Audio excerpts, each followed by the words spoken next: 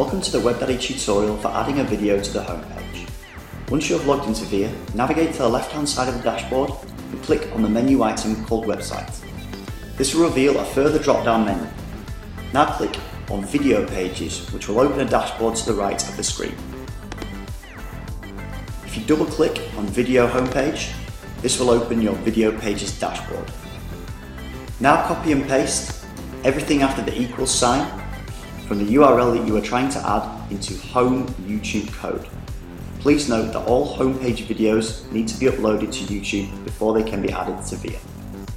Once you have done this, click on the blue Save and Close button at the top left of the dashboard. This will save the changes that you have made. You've now updated the homepage video for your website.